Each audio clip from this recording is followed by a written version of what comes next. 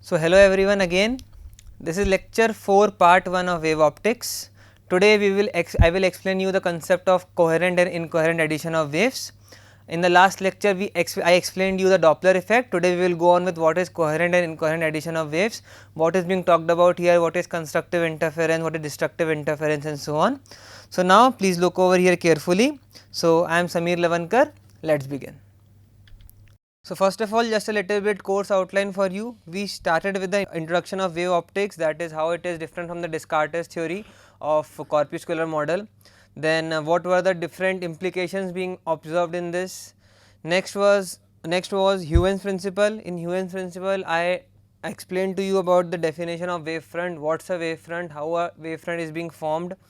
So Huygens principle was basically based on how to calculate or how to find out a wavefront at some t is equal to tau if we know the wavefront at some t is equal to 0. Then moving on to the third part, that was the refraction and the reflection of plane waves using Huygens principle.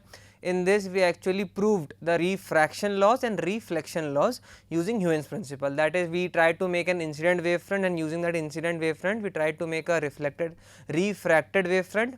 Similarly, at a denser medium also, at a rarer medium also, we also learnt about the Snell's law of refraction, that is n1 sin I is equal to n2 sin r, where n1 and n2 are respectively the refractive indices of index of medium 1 and medium 2. Then after refraction laws, we also studied about the reflection laws, in which we calculated how the incident wavefront will form and how a reflected wavefront will be formed, and finally we proved that angle of incidence is equal to angle of reflection. After this, we also studied a little bit about the concept called as Doppler effect. I explained you Doppler effect using the wavefront concept also and using a car road example also. So this as the wave can be a light wave or a sound wave, so the concept of Doppler effect is also applicable to sound waves also, and hence I explained to you. So this concept was completed till the lecture number 3. Today I will start with a new chapter, new concept, not a chapter, it is a concept of topic only in wave optics, that is coherent and incoherent addition of waves. So let us move on with this concept now. So in the last lecture I explained to you what was the periodic movement of these needles. Let us suppose that this is one of the needle, this is one of the needle, and the periodic movement of these needles was being explained when it is dipped into the calm pool of water. So how will the ripples being formed, how are these diverging ripples formed, what are the displacements being observed, a little bit about was being talked about in the last lecture. Today let us move on. So this figure was being explained in the last lecture only. This figure, a little bit about it was explained in the last lecture. Let us move on and be clear of everything which is written here. So the entire field of interference is based on the superposition principle, according to which at a particular point in the medium, the resultant displacement produced by a number of waves, so it either can be 2 waves, 3 waves, 4 waves or so on, is the vector sum. Please make sure it is a vector sum, it is not a scalar sum. So it is a vector sum of the displacements produced by each of the waves. So this was being explained in the last lecture only, what is the meaning of superposition, what is the interference here. So now let us move to the experiment being shown here. So consider two needles S1 and S2. So these are two needles S1 and S2 being shown up here, held up by two hands. So consider two needles S1 and S2 moving periodically up and down in an identical fashion in a trough of water. So this periodically move up and down movement was being explained in the last lecture only.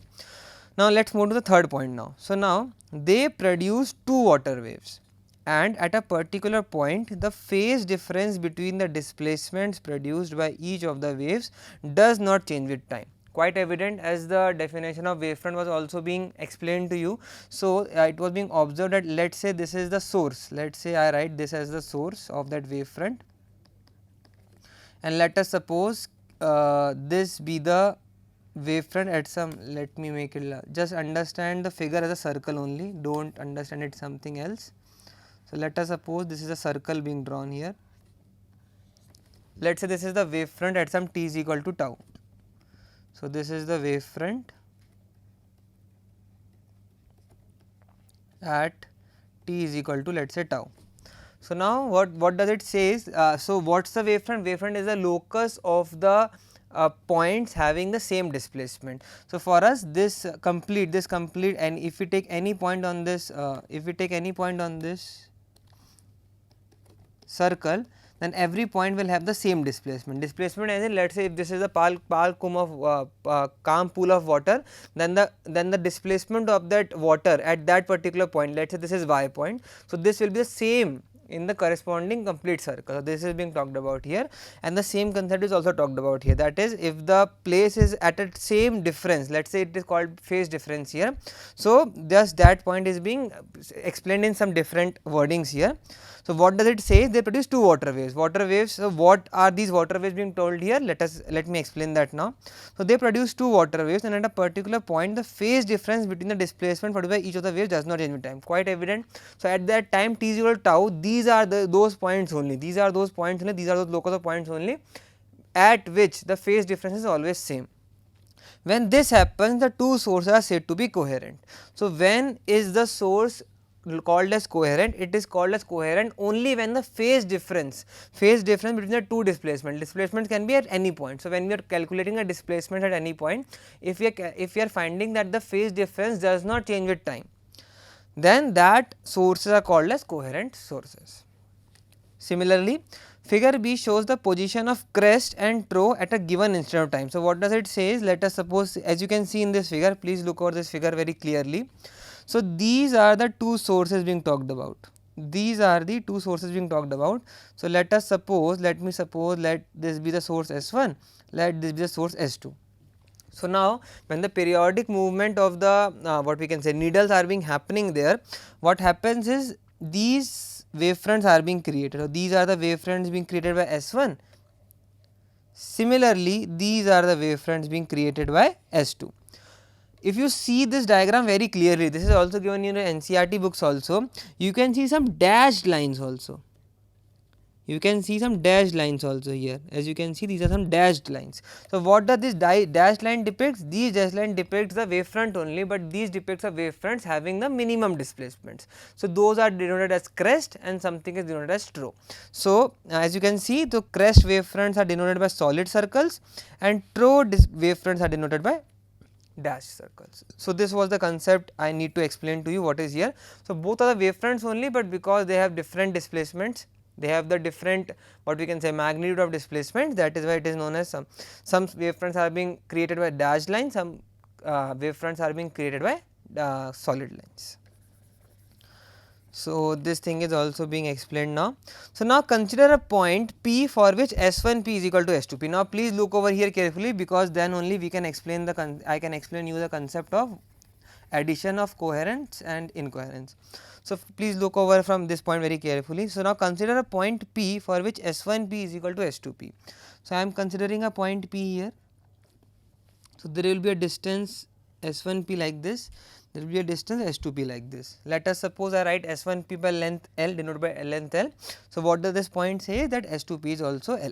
Moving on, so this point is also done. So, now since the distances S1P and S2P are equal, waves from S1 and S2 will take the same time to travel to the point P. Quite evident, if the time is different, if the time is same, what have we explained in this point here? That the phase difference between the displacement being formed is equal, that is it does not change with time, and those sources are called as coherent sources. So, we have made these sources as coherent sources. So, if these sources are coherent, then this directly leads to this point, that is as distances S1P and S2P are same, that is when the waves will emanate from that point, these wavefronts will be formed, then at some time t, let us suppose that the time required by the wavefront from source S1 to reach that point P is, let us say, tau. Then when we calculate the wavefront being formed from source S2, given the time t is tau, then the wavefront which will be formed will also intersect or will also have P inside that circle. So, this is only the point being talked about, but this has to be made sure only when the sources we are talked about is coherent. So, just iterating it again this line. So, since the distances S1P and S2P are equal, waves from S1 and S2 will take the same time to travel to the point P, quite evident, and waves that emanate from S1 and S2 in phase will also arrive. So, as it was being told here, So, the waves that emanate from S1 and S2 in phase will also arrive at the point P in phase. So, quite evident, if the if the sources are coherent, then if the phase difference does not change with time. So, if the phase of if the phase of the wave from the source S1 is, let us say, some, then that is the same as equal to of the wave front that is coming from source S2. So, this is only being talked about here. So, what do we understand from this last line? First of all is the time taken by both the wave fronts for reaching the point P, as the distance is same, will take the same time, hence the wave front will be formed at the same time, and similarly the phase difference will be same if the sources are coherent. So, this was being explained. Now, let us move to the next line. So, this is some mathematical formulation, very easy, just look over the points carefully. So, now thus if the displacement produced by the source S1 at the point P is given by this, that is y1 is equal to a cos omega t. So, like just explaining this, so what is happening is, let us suppose I view the water from a point at which I can see this interface. Let us say this is the air being talked about, let us say this is the water being talked about, and this is that point P, and let us suppose, just let us suppose, I am extending the diagram, let us suppose this is that point S1, and behind this only there is a point S2. So, I am not showing that point for now. So, what is happening is, because of this S1 and S2, waves are being created. What does wave tell here is that there is a change in the displacement. So, when you, let us say this is a calm pool of water, and I try to dip the needle. So, what will happen? Waves will emanate. What is the actual visual representation of these waves? There will be a displacement, either above more displacement or less displacement. So, they are, so for mathematically formulating the same thing, what they are doing is they are trying to explain it with a diagram. So, what does this diagram tell us about is, let us suppose this is the time t, and let us suppose this is the displacement y. What it is saying is, we are assuming that this is the what we can say, displacement at the point P, whose displacement? Water's displacement at the point P with respect to time. So, what does it explain is, let us say I am talking about some time t is equal to t1. So, what is happening at t1? This is the displacement. What is at t is equal to t2? It is again a calm pool of water. What is at t is equal to t3? It is some highest point. So, this is nothing but the representation what is being talked about here. Moving on to the next point now. So, then the displacement produced by source S2 will also be given by this, quite evident. So, what we learned from the last slide was ki if the first assumption was that, let us suppose that distance S1p is equal to S2p. Now, if distance S1p is equal to S2p, first of all the conclusion which we found from this point was ki the wave front will take the same time to reach that point. That means the displacement will be same, because the same wave front is being formed at that point. So, that is why if the time required by the wave fronts are same, that means the displacements observed or displacements due to those waves, it will also be the same. That is the magnitude of those displacements will always be the same. That is why A is also same and omega is also same as similar to this. Only the name has been changed, that is subscript is being changed, because it denotes the displacement caused by source S2. So, therefore, y2 is also a cos omega t. Now, thus the resultant displacement at P would be given by this. How would we calculate this value? We explained it using the first point only, ki interference is based on superposition, and superposition is nothing but the resultant displacement produced by a number of waves is the vector sum of the displacements produced by each of the waves. Therefore, to calculate the resultant displacement, what we did was, we did the vector sum of y1 plus y2, as both were same, there was not any explanation or extra mathematical formulation to be done, it was simple addition here only. So, a cos omega t plus a cos omega t is nothing but 2a cos omega t.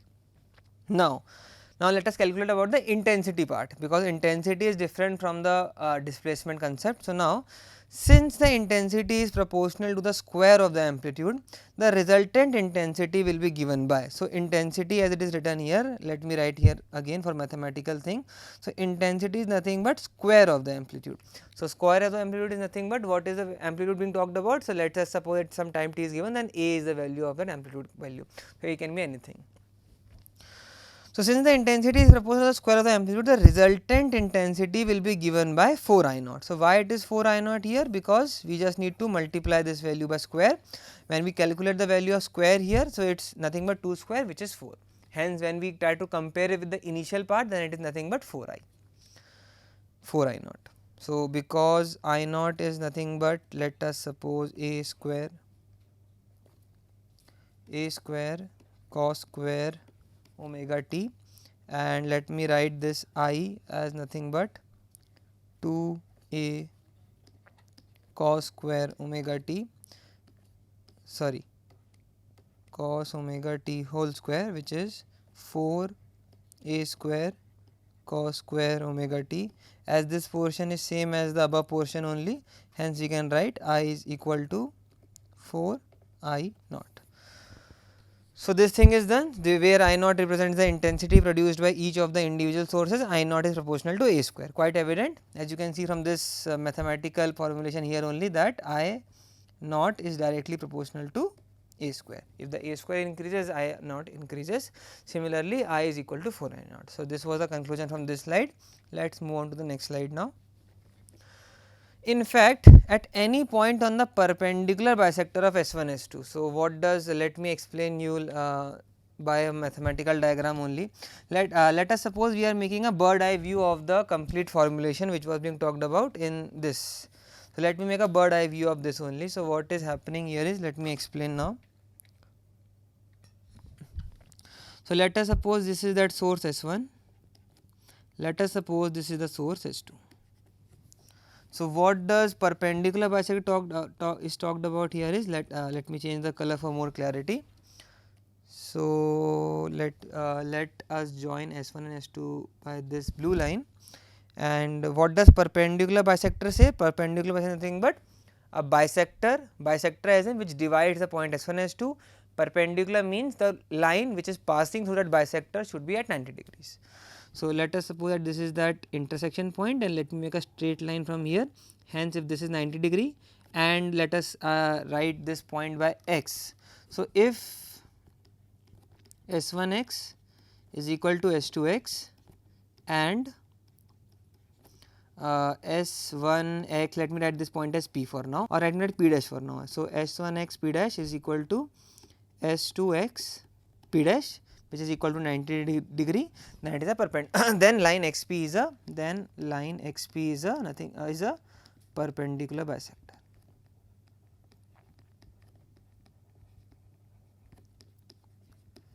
So, this thing is also being completed. I explained to you what is perpendicular bisector here. So, what does this line explain to you about is, key, let us suppose I take any point here. Let me take this point or this point or this point or this point or this point.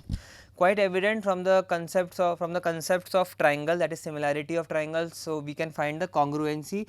Let us join any line like this, or let us say like this.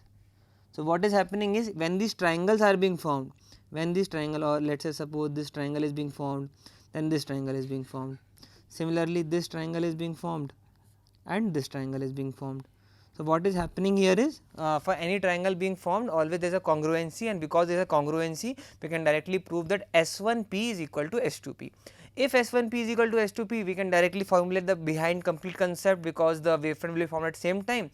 Hence, Y1 is equal to A cos omega t, Y2 is equal to A cos omega t. Hence, the the complete resultant displacement will be y1, y is equal to 2a cos omega t. When we try to square it, it will be 4a square cos square omega t. Initial value is I is equal to a square cos square omega t. When we try to find out the resultant intensity, that will be always 4 I naught. So, it does not depend that anywhere the point is, because the congruency of triangles exist, therefore, S1P is S2P. Hence, it is directly proved that for perpendicular bisector at any point, there will be always intensity of 4 I naught. So, let me conclude this concept here only. So, in this complete lecture, what we studied about is, first of all, we talked about the two sources. What is coherent, what does coherent actually means? So, the phase difference between the displacements produced by each of the wave does not change with time. So, that is, if the time is being supposed, let us say at t is equal to tau, then at t is equal to tau, if these two sources are coherent, then that means the phase difference will not be there. What does phase difference tell here is, let us say if something has some displacement has cos omega t plus delta. So, this is the delta being called here as phase. The same concept you will people will explain you, or teachers will explain you in the concept of communication systems also, what does phase means. So, similarly what does this point of coherence means, ki I have another displacement from a source S2, then that will also have the same phase. So, this is the concept being talked about here is if I tell you in a simple word. So, we explained this concept, then we took a assumption, or we took a mathematical, so as to conclude a mathematical formulation, we assume that we are considering a point P such that S1 P is equal to S2 P. Finally, we explained this complete concept of mathematical formulation, why is the intensity is 4 I naught, and similarly I explained to you if the perpendicular bisector exists, why will be the intensity always 4 I naught. So, let me conclude this concept here only. In the next concept I will explain to you what is constructive interference, destructive interference, what is the relation between these concepts with wavelength and all. For now let me conclude it here only. So, thank you.